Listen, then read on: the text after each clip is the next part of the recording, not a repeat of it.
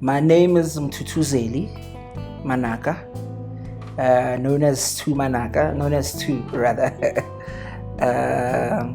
I'm a contemporary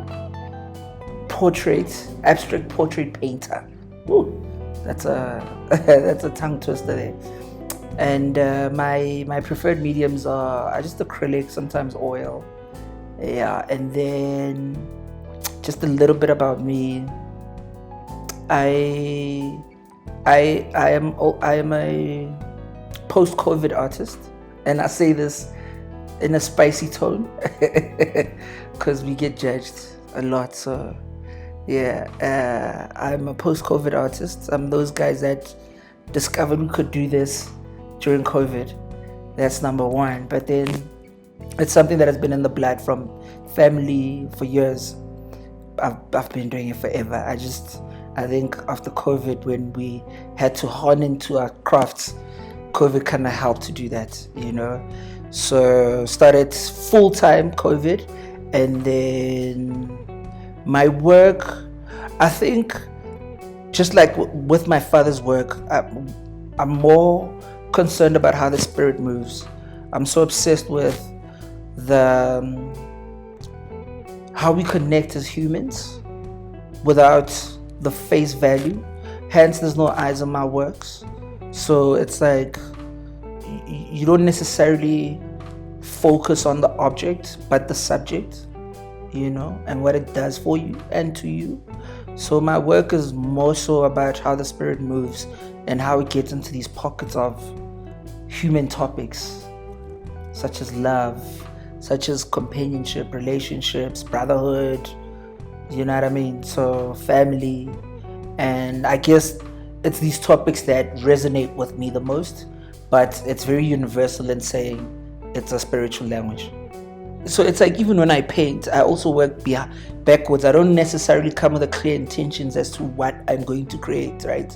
So again, into a subject matter, it's always the end of the painting where I get to actually look at it like an audience and be like, this is what it does for me. Yeah, so in the same way that I got to this place where I don't have eyes on my work, it was literally drawing and just drawing, letting go, just being free. Yeah, and then the end result of all of that was me. When I looked back as an audience, I was like, shit, this actually is making me feel like it's not enough, the story here. Like, it's making me introspect a lot. Yeah, and once I started feeling like that, that's the one feeling. I never thought it's possible that I could see a work and then make me introspect about my own life. So I started saying to myself, this is the direction I should be taking, where the viewer actually, they see beyond the object of the works. I just kind of guide you to where you want to be, feeling wise, emotion wise, spiritually. I'm just guiding you through that journey of yours. 1 minute I could be making you happy when you see my work, the next I could be making you angry of seeing the exactly same work. So I think that was my sweet spot in terms of, after painting like in hindsight, and I look back at the work and I'm like, makes me feel like this. So even to this day, like sometimes, like I'd be in a show and then somebody asks me questions and they tell me something they saw but I didn't see it when I painted it, and I'd be like, oh, okay, that's the one. Yeah, you're right, that's the explanation. So because but at times it'll be like, I didn't see that. So I'm also just as fascinated. Yeah, so yeah, and I think within saying that, the subcontext of saying that is that I think as creatives, any form of discipline is that we are messengers.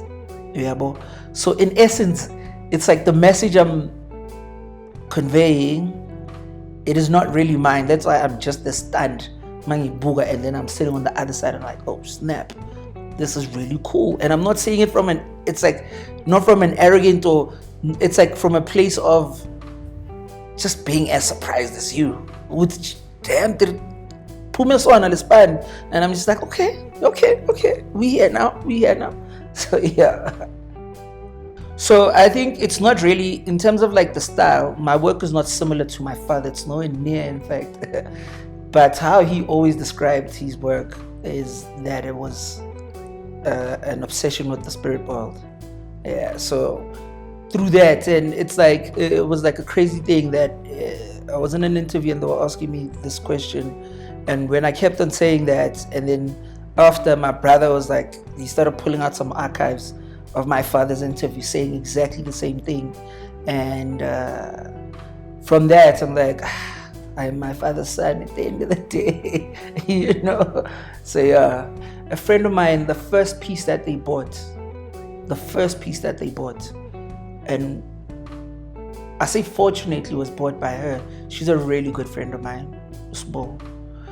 She bought their piece, and to a certain extent, it has been like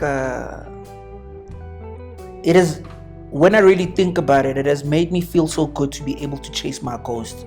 Like, I felt like I did something so good that,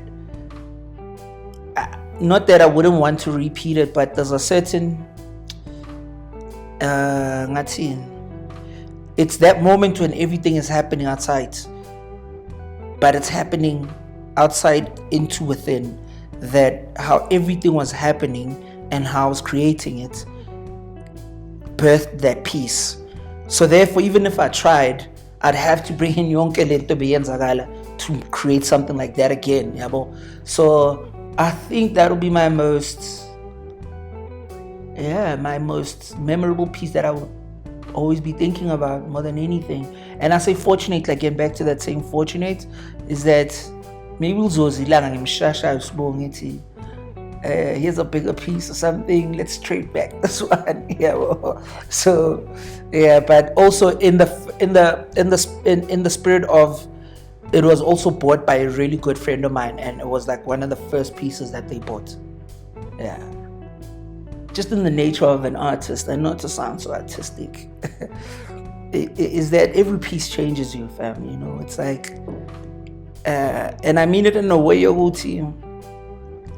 I hate the saying that you are as bad as you are as good as your last work, but to a certain degree, variable.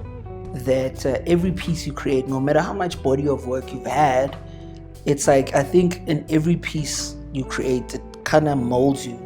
Yeah, because like, especially for me, because I have big detachment issues. So I detach quick from my work. Yeah, so I detach absolutely quick from my work. So I'm that type where I create, I do not dwell too much on it. I wanted to just sit, mabayibona, bayithenga, maybe I'll see it at that house. If I bayithengi, I'll see it a couple of months, years, whatever later, and I'll look back and I'm like, oh snap. Yeah, but so it's like, that's in those moments where I get to be like, oh, okay. But overall, I think in terms of being at a show and stuff like that, at an exhibition, and I felt like these were works that kind of were strong. I think maybe in a feeling wise, I worked for the FNB fair, I think it was like the Open City, I think it was. I worked with Kalashnikov, and that was like my first fair type of thing. And being my first fair, not necessarily the work was like mind blowing, but to me the process to getting to that place, saying, okay, cool, I need to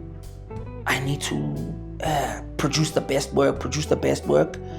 I think that'll be like the biggest thing I've ever done that pushed me in terms of the process of it, with the anxiety, with everything, saying, oh, this is my first fair, this is like, oh my gosh, yeah, but there was like so many things that pushed me to say, let me produce my best work. And that would be that period where I was working in Kalashnikov for that fair. Yeah, there's a fair that I've been invited to in the Monaco fair by a gallery in Madrid. Yeah, I think it's in September, that fair. So that's the one. But then But then again, I'm an independent artist again, yabo. And thus far, that's the only thing that I know is happening. But one thing I know is that after this interview, I could get an email from a gallery on some, brother, please, let's do this, let's do that, So things change instantly because I'm an independent artist. Yeah, but I'm not represented by any gallery. So just that said, it has its own merits and it has its own shortcomings. So yeah, I think we exist in an infinite world that's full of possibilities, and for us to reach our potential, our fullest maximum, we have to be able to coexist. Yeah, but there's enough money, resources, whatever, for everybody to eat. Yeah, but so I think through love can we actually achieve that sort of goal where we can all coexist without having any judgment of who you are, where you're from, where you far with your career. Yeah, but so I think my piece of advice would be there's enough food for all of us to eat, so there's no need for us to just be always hungry. I think hunger is good for the young at heart in that notion, but it's not good for the greedy. Yeah, bon. So I think in the bigger picture, we coexist. We come from a mother and a father, and azalanga sodwa la emhlabeni, yabo. So I think in that said, we need to respect space and time, and where we are, and like from my environment. So back to that thing of coexisting, that the biggest saying, le umuntu ngabantu, we should never forget that. Yeah.